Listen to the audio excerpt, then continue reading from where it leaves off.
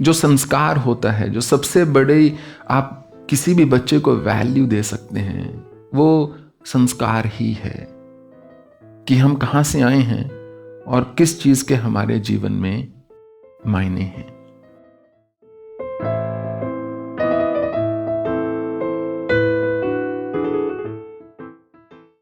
आपका प्रश्न है कि हम बच्चों को ऐसा क्या दे सकते हैं, ऐसी कौन सी वैल्यूज दे सकते हैं, कौन से संस्कार दे सकते हैं जिससे कि उनका ना केवल कि एक अस्तित्व बना रहे परंतु वो जीवन में एक सन्मार्ग पर चलें और बुद्धिजीवी हों और आध्यात्मिक हों, और एंड मोस्ट इम्पॉर्टेंटली एक उनके हृदय में संवेदना हो, एक सहानुभूति हो, एक एम्पैथी हो, जिसको कि आपने इमोशनल इंटेलिजेंस कहा, कि समझ पाए दूसरे की भावना क्या है।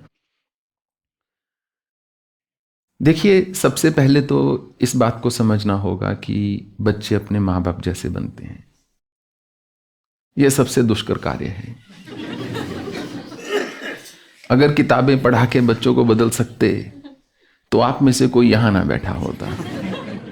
आपने इतनी किताबें पढ़ी हैं और मैं भी यहां ना बैठा होता, मैंने भी आप जितनी किताबें पढ़ी हैं। परंतु सबसे पहली बात कि माँ बाप सदा जो हैं अपने बच्चों के पहले रोल मॉडल्स होते हैं।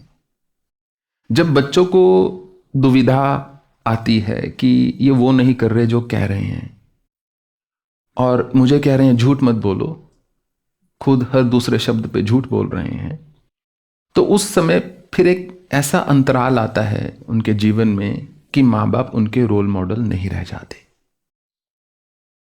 फिर माता पिता को यही शिकायत रहती है, आप जो कह रहे हो वो सुन रहे हैं, हमने ठीक यही बात बोली नहीं सुनी। माँ बाप को लगता है कि क्योंकि शायद हम घर में हैं इसलिए हमारी बात नहीं सुनते, परंतु ऐसा नहीं है। उन्होंने देखा है कि कथनी और करनी में बहुत अंतर है, तो उससे उनका एक अवचेतन अवस्था में एक सबकॉन्शियसली विश्वास टूटता है। परंतु आप ध्यान दें तो मैंने अंतराल शब्द का प्रयोग किया। ये एक फेज होता है, कुछ समय के लिए होता है। जब वो खुद माँ बाप बनते हैं तो वापस विश्वास करना शुरू कर देते हैं। उनको लगता है नहीं, अब हम समझ सकते हैं उन्होंने ऐसे कदम क्यों उठाए थे, क्यों मुझसे झूठ बोला था। दूसरा, बचपन में चाहे उनको अच्छा लगे या ना लगे, ये बात हमने वैसे पहले बताई हुई है, परंतु ये इतनी एक सूक्ष्म ज्ञान की बात है, यदि आप इसको समझ गए तो बच्चे सेट हैं। जो वो बचपन में आपको करते हुए देखेंगे या जो भी आप उनसे जबरदस्ती भी करवा लोगे, चाहे वो पूजा पाठ हो, चाहे नियम का पालन हो, चाहे रात को किताब पढ़ के सोना हो, कुछ भी हो, यदि आपने 3-4 वर्ष की आयु से लेके 12-11 वर्ष की आयु तक वो करवा लिया उनसे, हो सकता है 13 से लेकर 25 तक वो बिल्कुल भी उसको हाथ ही ना लगाएं। वो माला को, मंदिर को, पूजा को, आराधना को बिल्कुल एकदम पीछे कर दें, उसको दकियानुसी बताएं, आपको पुराने विचारों का बताएं। परंतु जब अपने जीवन में वो फिर सेटल होना शुरू होंगे, जब वो अर्ली 30s में पहुंचेंगे, वो वही मंदिर खोलकर वहीं पर पूजा अवश्य करेंगे। ये संस्कार का बल होता है। तो अक्सर होता है ना कि बच्चे कहते मेरा मन नहीं करता, माँ बाप कहते नहीं, हम बस बेटा अच्छे कर्म करो और कुछ करने की आवश्यकता नहीं है। अभी उसकी इतनी आयु है नहीं कि वो अच्छे कर्म कर सके, अभी तो बेचारा कर्म भोग रहा है, अभी कर नहीं रहा। आपके घर में जन्म लिया है।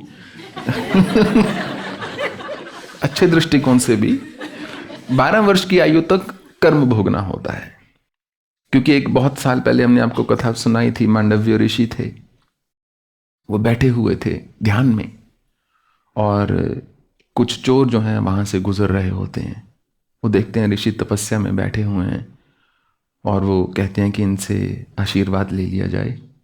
उन्होंने माथा टेका वहां पर और बोलकर चल दिए, महाराज यदि आज कुछ अच्छा धन हाथ लगा तो आधा आपको समर्पित कर जाएंगे। अब जिसके पास जो होता है वही देता है। राजघराने में सेंध लग जाती है, चोर ईमानदार थे, वापिस आते हैं मांडव्य ऋषि। अब पॉलिटिशियंस तो ईमानदार हो नहीं सकते, चोरी बच जाते रहने को, तो ईमानदार थे वो, उनके चरणों में एक धन की पोटली रख जाते हैं। वो तब भी ध्यान में बैठे थे, अब भी ध्यान में बैठे हैं, उनको कुछ पता नहीं इस बात का। तुरंत राजा के महल में पता चलता है कि ऐसा हो गया। वो सिपाही भेजता है अपने, खोजते खोजते वो ऋषि के पास आ जाते हैं। तो क्या देखते हैं कि सामने धन की पोटली पड़ी है। वो कहते हैं ढोंग कर रहा है, स्वांग कर रहा है, बाकी धन भी इसी के पास होगा। तो उनको झंझोड़ कर उठा देते हैं ध्यान से और कहते हैं बाकी धन कहाँ पर है। तो मांडव्य ऋषि जो हैं वो कहते हैं मुझे तो ये भी नहीं पता ये कहाँ से आया। वो कहते हर चोर यही कहता है, चलो राजमहल। वहाँ ले जाते हैं। राजा को यकीन नहीं होता ऋषि की बात पर और कहता है कि सेज बना ली जाए, शूल उसमें लगा दिए जाएं, उस पर इनको लिटा दिया जाए। जब तक ये सच नहीं बोलते तब तक इनको पड़ा रहने दो, भोजन देने की आवश्यकता नहीं है। रक्त इनके शरीर से जब बहना शुरू होगा, जब दुख होगा, दर्द होगा, भूख लगेगी, क्षुधाग्रस्त होंगे, अपने आप सच बोलेगा ये व्यक्ति। मांडव्य ऋषि लेट जाते हैं उस सेज पर और विस्मित हैं, विचार में हैं कि ऐसा क्या हो गया कि मुझे ये सजा मिली। अपने इष्ट को पुकारते हैं और कहते हैं मैंने 100 जन्म पीछे जाकर देख लिया, मैंने कभी किसी का जानबूझकर अहित नहीं किया, फिर ऐसी सजा क्यों? मेरी साधना के बीच में मुझे उठाकर मुझे ऐसी सेज पर लिटाया गया है। तो क्या देखते हैं कि वो इष्ट जो हैं उनके प्रकट होते हैं, कहते 100 से 1 जन्म और पूर्व जाओ। कि कुछ वर्ष के अबोध बालक होते हैं, कोई 12 वर्ष या 7-8 वर्ष, और एक उड़ने वाला एक, वो उसको बोलते हैं हेलीकॉप्टर बोलते हैं, जैसे वो ड्रैगन फ्लाई, उसमें एक शूल पिरोया होता है उन्होंने,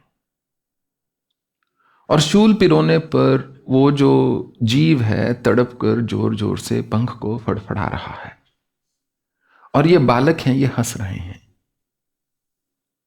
उन्होंने कहा ये उस कर्म की सजा है। तो ऋषिवर कहते हैं कि धर्मराज मैं तुम्हें श्राप देता हूं, तुम्हें पृथ्वी पर आना पड़ेगा और एक मनुष्य की भांति रहना पड़ेगा, और अपनी तप के बल से तुम्हें अपने शास्त्र का विधान बदलना होगा कि मुझे तो मालूम ही नहीं था मैं क्या कर रहा था उस समय। एक 7 साल के या 10 साल के बच्चे को इतना नहीं ज्ञान होता। तो 12 वर्ष की आयु तक वो कहते हैं कि एक बच्चा जो करता है उसको पता ही नहीं वो क्या कर रहा है, वो क्या कह रहा है। तो इसलिए 12 वर्ष की आयु तक कर्म भोगे जा रहे हैं, हो नहीं रहे। उसके चलते जो संस्कार होता है, जो सबसे बड़े आप किसी भी बच्चे को वैल्यू दे सकते हैं, वो संस्कार ही है कि हम कहां से आए हैं और किस चीज के हमारे जीवन में मायने हैं। उस मामले में जहां तक सनातन धर्म की बात आती है, दक्षिण भारत बहुत आगे है उत्तर भारत से। हमारे नॉर्थ इंडिया में तो बहुत ही ज्यादा बुरा हाल है, क्योंकि हमने धर्म का परित्याग कर दिया, उसके कारण संस्कार चले गए। संस्कार जाने से हर कोई हैरान परेशान है। माँ बाप देख रहे हैं बच्चों की और सोच रहे हैं कि इसको क्यों नहीं पता ये चीज। और जो टीन एज है वो तो ट्रेलर है। अगर उस समय संस्कार पक्का है तो आगे चलकर उसका व्यवहार उत्तरोत्तर वैसा ही रहेगा। हालांकि उसके बाद मूल बदलाव 25 वर्ष तक की आयु के अनुसार आता है मनोविज्ञान के। तो एक तो धर्म से जोड़कर संतान को रखना आवश्यक है, चाहे उनको पसंद हो या ना हो, क्योंकि जब उनके जीवन में कभी विपत्ति आएगी, विकट परिस्थिति आएगी, तो वो जब कोई रास्ता खोजेंगे, अगर उनको धर्म से उनका परिचय हुआ पड़ा है तो वो एक धर्म के मार्ग पर चलेंगे। यदि धर्म से उनका परिचय नहीं हुआ जब वो बालक थे, तो फिर वो ड्रग्स, सिगरेट, स्मोकिंग, अल्कोहल या जस्ट जो भी उनको इमीडिएटली रिलीफ देता है उसके मार्ग पर चल पड़ेंगे। दूसरा, मेरे अनुसार हर बच्चे को कुछ ना कुछ पढ़ने की आदत जरूर डालनी चाहिए, चाहे 5 से 7 मिनट ही हो। रात को बिना कुछ पढ़े बच्चे को सोने नहीं देना चाहिए, और अगर पढ़ने को देंगे वो सोएगा भी जल्दी। क्योंकि जो बच्चे किताबें पढ़ते हैं वो मेंटली कहीं अधिक गुना मैच्योर होते हैं उन बच्चों से जो किताबें नहीं पढ़ते। जो किताबें नहीं पढ़ते, ओपिनियंस उनके भी बहुत स्ट्रांग होते हैं, मत उनके भी बलवान होते हैं, परंतु ज्ञान पर आधारित नहीं होते, केवल एक स्वजनित एक मत पर आधारित होते हैं। परंतु ज्ञान से, जो ज्ञान के आधार पर यदि व्यक्ति को एक मत बनाता है, वो विचारवान भी होता है उसको बदलने का, जब उसको और ज्ञान की प्राप्ति हो। जो स्वतः से ही मत बन जाते हैं वो व्यक्ति जीवन पर्यंत उनको पकड़ के बैठे रहते हैं, बदल नहीं पाते।